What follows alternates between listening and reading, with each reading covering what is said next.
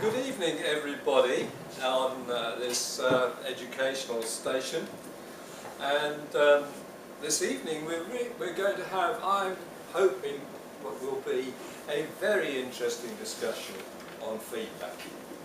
And there are a number of questions that the panel are going to discuss this evening, a number of basic questions about feedback. And the first one, which we really would like to, so to speak, get to grips with, is to explain why it's important to involve learners and others in the assessment process. Now, Jas, how would you look at that? Well, I think it's vital that other people are involved in the process as well as the learner himself, because it promotes inclusiveness and inclusion on the part of the learner. Yes, I do. Yeah. Now, Valentina, you have particular expertise in this area. Where would you say that, what other things are important in this question of involving learners? Sure, you have sort of important information about why it's important to involve. Two things that I really enjoy, what I like about this, sorry, I can't say I'm that ecstatic about it, but anyway, allowing you to learn from mistakes, and so in other words, taking the ownership. Yeah, well, it's very important, isn't it, to take ownership of the learning process. Do you think it could be a way of clarifying learners' needs, couldn't it? Yes, I mean, indeed. Very much so. So that's, and actually we're forgetting something fundamental here. It also imparts knowledge. Yes. Which is really, how could I put it, at the end of the day, one of the key things that we're here for. Yeah, also to passes on responsibility and awareness. Absolutely, yes, yes. And I particularly like the motivational factor and the fact that you know, the goal setting, that you've got some goal posts and you can measure yourself against that. Very much so. Clarification of you know, learning needs. Yeah. Well, I think we've really done very well on. I think our discussion is getting really to the bottom of this issue. And perhaps it's time to move on to another key question in relation to feedback. It is, yes, when students assess each other. It will explain the role and the use of peer and self-assessment in the assessment process. Yes, that was it, wasn't it? Yeah. So do you want to relate this, Jas? Yeah, well, okay, yes. You know, I think it's about engagement. So if you know, it encourages them to take greater responsibility for their learning. Yes, that's right. By engaging. That's right. Yeah. Absolutely. And they can learn from previous mistakes. Yes, they can identify their strengths and weaknesses. Yes. And I think one of the key things about this is it makes the student a participant rather than an observer in the assessment process. And Valentina, have you? Yeah, I think it gives you a sense of what to consider when marking. Yeah. Yes, it does. It gives you an idea of all the things you have to consider. And I think you learn better, all in all. Yes. With a conclusion. Yeah. Of course, it does encourage them as well. It allows the students to contribute. Yeah, it does, definitely. Yes. Fine. There are some other here. Oh, now, in this assessment activity, it's not just the teacher. There are also other sources of information that the learner should be aware of in conjunction with the assessment process. That's right. I mean, it isn't. There are a whole raft of different sources of information that the learner really should have access to. For instance, it's fundamental, don't you think, that they have access to the syllabus? Absolutely, a good starting point, the syllabus. Yes. Very much so. And you know, course books. Absolutely. library, and Yeah. I think the assessment criteria are quite important as well, actually. yes, yeah, yeah, past papers, and timetable of Well, yes, I mean, it is distinctly unfair for the learner if they don't realise when they're going to be assessed. I mean, you know, that is, how could you put it, that is really unfair. Then there's also massive stuff on the internet, of course. yes. Valentina, would you Yeah. want to add anything to that?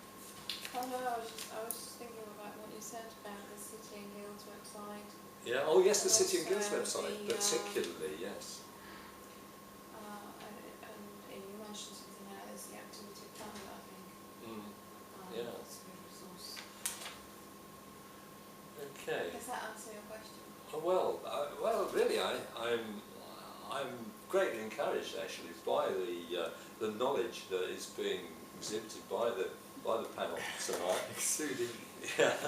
And now then, what would you say are the features of constructive feedback?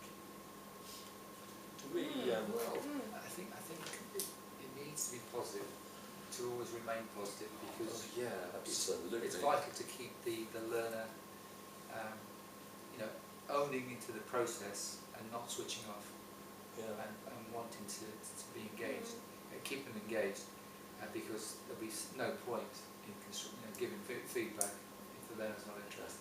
There's another thing which is very important. It should be true. Oh, absolutely. And you know that is really sort of key, isn't I it? made some notes on this one. So I've got a list here, if I may. Oh yeah. I think it gives confidence, which is a major thing. And motivation is motivating, but I think it's very important. Yeah. And it's proven to be very important to keep it overall engaged, as we discussed before. We're talking about the SMART objectives as well, the positive side, the positive, giving on a positive side, and be able to measure and give the feedback and give the support that you need to reach your potential. It's very important that it's done at the right time. It should be, so to speak, some feedback that arrives as soon as possible after the actual learning activity. It's not just only the time, but the quality time set aside for it, Yeah. rather than a quick conversation in the corridor. Yeah. Where you've got. It should be calm, shouldn't it? Yes, calm and considered time and supportive. Yeah. Okay. Now, constructive feedback does contribute to the assessment process. It really is an important feature of the assessment process.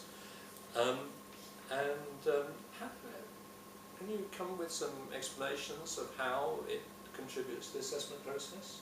Constructive feedback? Well, if it's constructive, then the learner will be engaged, take ownership, Yes. and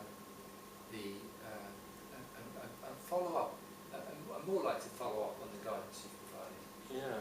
Because Yes, it does. It engages and motivates, really, doesn't it? That's right.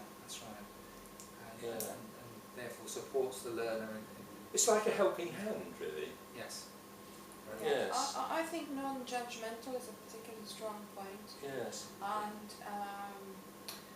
for instance, where you start with you, not in eye, hopefully, unless you really have some improvement points where you say, well, the way I see things, or my experience, and that is quite important. It's almost like a breakfast, isn't it? It's the foundation on which other assessment really Feedback starts. is the breakfast of Yes, the it's like the breakfast of champions. Yes. Yeah, absolutely.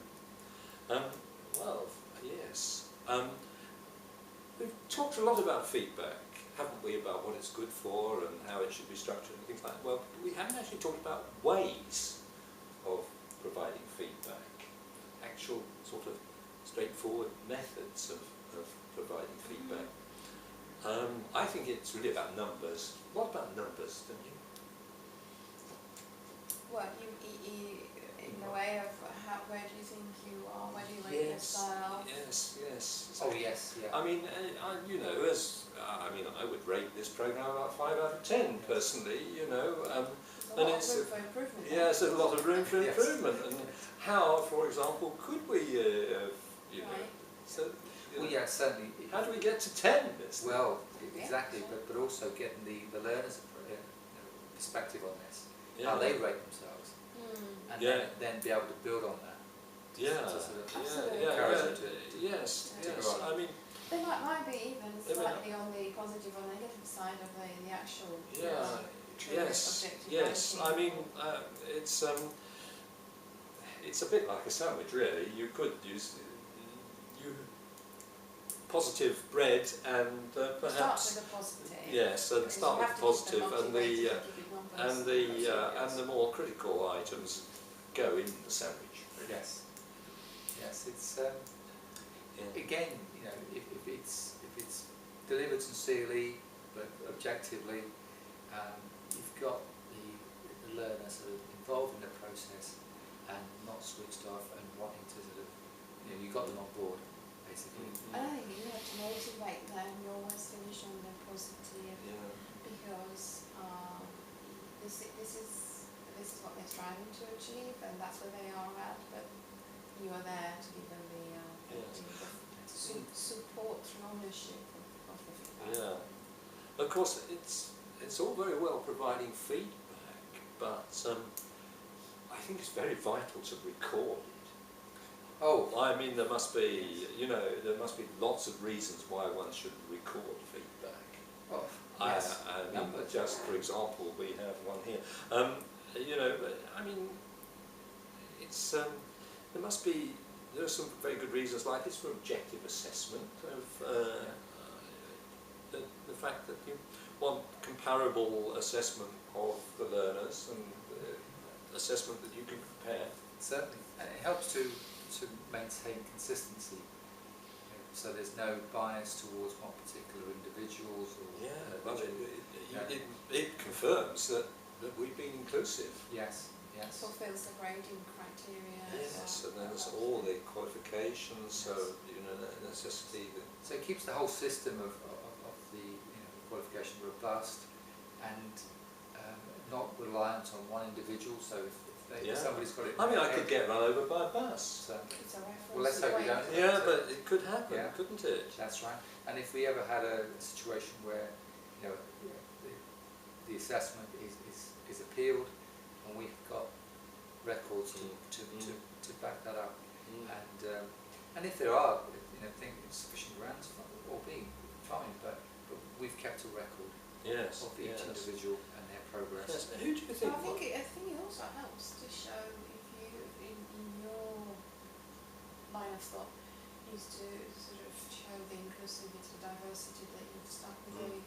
Well, not to use the start, but you would like them to all be involved at the same level and sort of grow as much as possible at the same Yes. level. So you need to keep those records. Of course, there are sorts of for formal feedback for yourself, requirements. really. There are sort of formal requirements for keeping records, which really us teachers need to be aware of. Yes. I mean, I could think of the examining boards, for example. They're definitely going to be demanding that we kept the records, but there are probably others, aren't there? Yes. Well, you're going to have formative records, Yeah. summative records, yeah, all the way through the students. Yes. Yes. I mean, the college also has to Yes. record the, Perhaps say even- the progress of the perhaps learner. even attendance for certain. Yeah. Yeah. And God help us if Ofsted arrive. Yes. We're definitely going to need records there. Yes. We definitely need to show that we're meeting the standards. Yes, definitely. It's And I'm evidence sure it's that in the the code of practice of every organisation. standards of the educational institution are not slipping.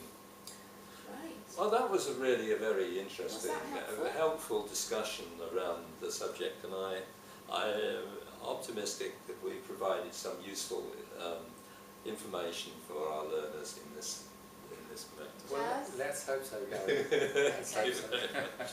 Thank you. Have you I've turned it had off? You turn that button? Yes, you listen. a good time. This is where I'm not going to do this again.